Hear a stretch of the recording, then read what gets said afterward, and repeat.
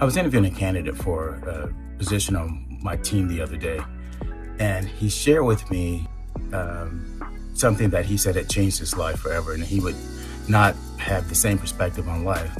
And I asked him a follow-up question, like, so if you had to say one thing about that experience, what was it that really impacted you?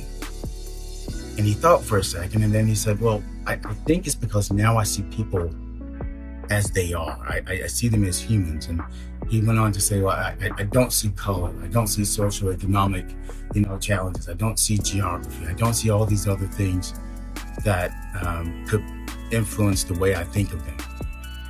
And I let him go on, and I listened to his perspective. I'm like, it's a great point, because we are all humans.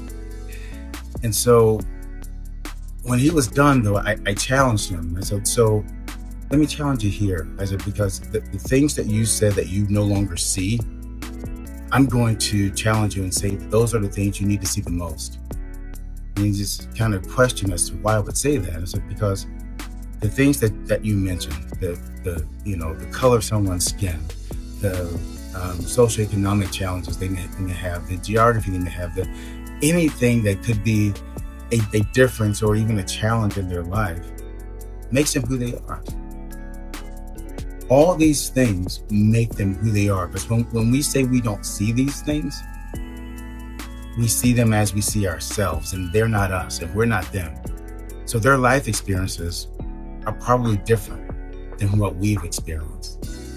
So as we go through life and as we go through, meeting people, don't be afraid to embrace those differences, because those differences are what makes us all great. And the more we can embrace those, the more we can learn more about each other, and the more we can actually get along. So don't be afraid of the changes and the differences and the things that separate us from other folks, because it's those things that we say separate us that can actually bring us together. Feel your destiny.